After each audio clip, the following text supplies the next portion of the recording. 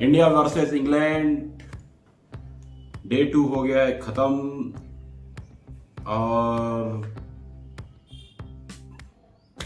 कौन है, मतलब मैच है 50-50। बात करेंगे Jasprit Bumrah, boom boom Bumrah, Joe Root, greatest of all time. पहले बात करेंगे 251 पे थी इंग्लैंड, 4 विकेट के नुकसान पे। दो विकेट लेके गए थे अपने नीतीश कुमार रेड्डी, 1 विकेट लिया था रविंद्र जडेजा ने और 1 बुमराह ने। तो 99 पे जो रूट थे और चौके के साथ जो रूट ने अपना 100 कंप्लीट किया, 103 रन बनाए। जो रूट का ये कि 8th सेंचुरी थी लॉर्ड्स के मैदान पे, लॉर्ड्स के ग्राउंड पे 8वीं सेंचुरी। वाह, मतलब बहुत जबरदस्त। और इंडिया के अगेंस्ट में ये जो रूट की थी 11वीं सेंचुरी, जो स्मिथ के बराबर की। जो रूट और स्मिथ 11-11 सेंचुरी इंडिया के अगेंस्ट मार चुके हैं। मतलब पता चलता है कि किस लेवल का बैट्समैन है। 13,000 प्लस टेस्ट रन और मैन इन फॉर्म। पर इंडिया ने बहुत जल्दी उनका विकेट लिया। जसप्रीत बुमराह ने पहले जो रूट को बोल्ड किया इन स्विंगर से, फिर उसके बाद में क्रिस वोक्स को आउट किया और जसप्रीत बुमराह ने अपना 5 कंप्लीट किया। 5 विकेट जसप्रीत बुमराह ने ले लिए। Away from India 13 5 wicket haul हो गए उनकी, 13 5 विकेट हॉल, जो उन्होंने कपिल देव को पीछे छोड़ दिया। कपिल देव साहब के 12 थे, जसप्रीत बुमराह के हो गए 13 5 विकेट हॉल। उसके नीचे जो थे अनिल कुंबले 10 थे और ईशांत शर्मा 9। तो जसप्रीत बुमराह है टॉप, बूम बूम बुमराह। भाई जो सेकेंड टेस्ट में नहीं खेले थे, पहले टेस्ट में 5 विकेट, सेकेंड इनिंग में कोई विकेट नहीं, लेकिन इस मैच में फिर से आते हैं। ऑलमोस्ट 16-17 ओवर, लगभग 25-26 ओवर विकेट नहीं मिले और जब विकेट लिए बताते हैं कि भाई क्या चीज़ है जसप्रीत बुमराह। तो 5 विकेट जसप्रीत बुमराह ने 74 रन देके।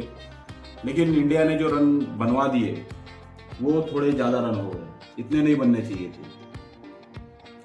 जो 387 रन बन गए वो 320, 15-20 रन बनना चाहिए था।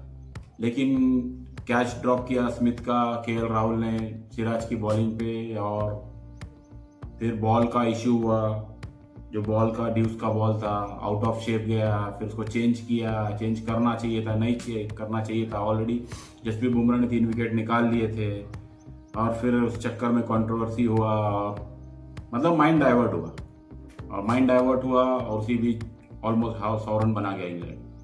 तो इंग्लैंड सोचेगा कि इंग्लैंड ने अच्छे रन बना दिए थे, जबकि इंडिया के पास चांस था उनको 300 तक में ऑल आउट करने का। लेकिन जो लास्ट के 70-80 रन बन गए वो बहुत ज़्यादा रन बन गए इस पिच के हिसाब से।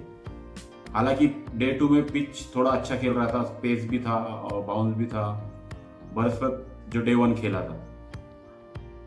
तो 387 रन बना के फाइनली आउट हुई। उसमें अर्धशतक स्मिथ ने भी बना लिया, जो कि बहुत बढ़िया बैटिंग कर रहे हैं इंग्लैंड की तरफ से। 400 प्लस रन बना लिया as a wicket keeper batsman, और बहुत बढ़िया बैटिंग कर रहे हैं। तो उन्होंने बढ़िया बैटिंग की।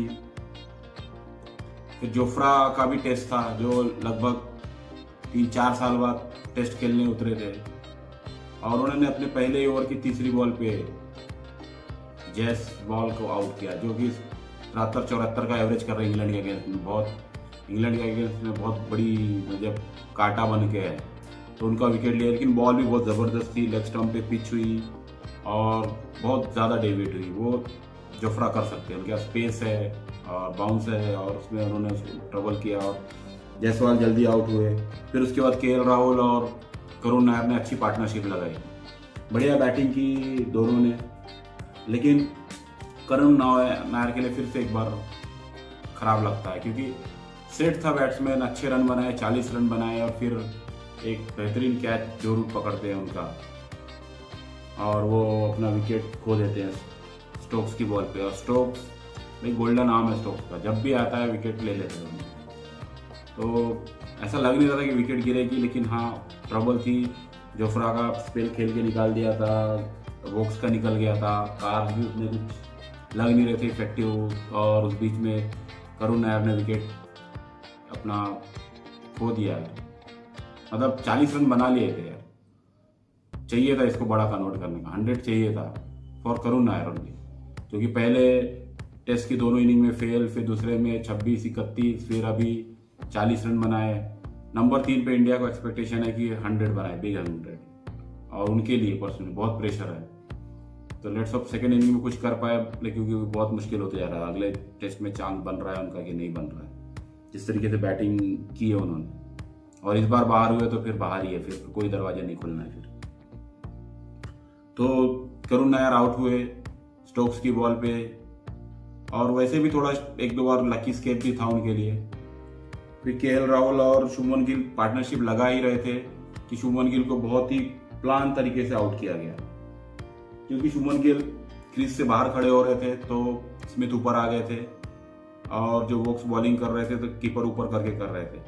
तो उन्होंने इन स्विंगर पूरा खिलाया, और एक ओवर खिलाया। उसके बाद में जब नया ओवर डालने आया तो पहले बॉल ऊपर में हल्का सा आउट स्विंग हुआ, और वो एज लग के कैच पकड़ लिया, और कैच भी बहुत ज़बरदस्त कैच था, जिससे गिल आउट हो गए। मतलब गिल बहुत बड़ा खतरा था इंग्लैंड के लिए, एक जायसवाल और एक गिल, तो दोनों विकेट तो ले लिया है। उसके बाद ऋषभ पंत के ऊपर क्वेश्चन थे, जो पहले फर्स्ट डे में बुमराह की बॉल पे जो इंजरी हुई थी उनको इंडेक्स फिंगर में, तो वो खेलेंगे, क्योंकि सेकेंड डे में उन्होंने फील्डिंग की ही नहीं। तो बैटिंग के लिए वो आए, और थोड़ा तकलीफ में तो है, वो लग रहा था जब बैट ग्राउंड पे लग रहा है, पिच पे लग रहा है तो तकलीफ हो रही है, लेकिन अभी डटे हुए हैं 19 रन बना के। और केएल राहुल ने भी अपना अर्धशतक कंप्लीट कर दिया। लास्ट टाइम केएल राहुल ने 100 बनाया था, तो उनसे उम्मीद है, कॉम्पैक्ट खेल रहे हैं, 53 रन पे है, तो अच्छा बड़ा 100 बनाए और इंडिया को 387 के करीब लेके आके लीड दिलाए, 50-100 रन की जो भी लीड मिलती है, क्योंकि लीड इसमें बहुत इंपॉर्टेंट होने वाली है। फर्स्ट इनिंग बैटिंग बहुत अच्छे से करना पड़ेगा, और इंग्लैंड के बॉलर फ्रेश रहेंगे डे 3 में, जोफ्रा, वोक्स, कार्स, लेकिन अच्छा खेल रहे हैं। तो गिल को की विकेट जाने के बाद में ऋषभ पंत के ऊपर जिम्मेदारी ज़्यादा बढ़ जाती है, क्योंकि नीचे फिर ऑलराउंडर स्टार्ट हो जाते हैं। ऑलराउंडर में नीतीश कुमार रेड्डी, जो अभी बैटिंग में तो कुछ कारण, लेकिन अगर जो बॉलिंग में 2 विकेट लिया तो शायद कॉन्फिडेंस वो बैटिंग में भी लेके आए। रविंद्र जडेजा बैटिंग में अच्छे कर रहे थे, वाशिंगटन सुंदर। तो इंडिया उम्मीद करेगा कि पहले तो जो अभी रन बच गए हैं, ठीक है, उतना जो 242 रन के पीछे है उसको कंप्लीट किया जाए बैटिंग करके, फिर अगर कुछ लीड बन जाती है तो बना लिया जाए। इंग्लैंड चाहेगा कि विकेट जल्दी निकाले जाए, 1-2 विकेट, और इंडिया को दबा दिया जाए। तो match at the close of day 2 50-50 position पे है, कोई आगे नहीं, कोई पीछे नहीं। 3 विकेट गिरने से इंडिया भी है, इंडिया का अपर हैंड शायद ले सकता था अगर 2 विकेट पे जाता, लेकिन वो जो गिल का विकेट चला गया उससे इंडिया बहुत पीछे हो गया है। तो 50-50 है, लेकिन अभी भी उम्मीद है केएल राहुल, ऋषभ पंत और नीचे जो लोअर ऑर्डर है वो अच्छी बैटिंग करे, इंडिया को 387 के करीब लेके जाए, और पॉसिबल होता है तो लीड दिलाए। और वेल डन जसप्रीत बुमराह, आए एक मैच के गैप पे, और जो ऑनर बोर्ड है उस पर नाम लिखवा दिया उन्होंने, 5 विकेट 74 लेके, और 13 विकेट 5 एशिया से बाहर। शुभमन गिल के लिए बधाई, 600 रन बना लिए उन्होंने 5 इनिंग में। एक सीरीज में विराट कोहली से आगे निकल गए, लेकिन उम्मीद थी सेकेंड इनिंग रहेगी, हो सकता और अच्छा कर पाए, अभी है। तो देखते हैं, बहुत तगड़ा होने वाला है मैच, तो आप जुड़े रहिएगा हमारे चैनल पे, और भाई लाइक, सब्सक्राइब, शेयर प्लीज़ करो, इसमें मेरा घाटा, आपका कुछ नहीं जाता, प्लीज़।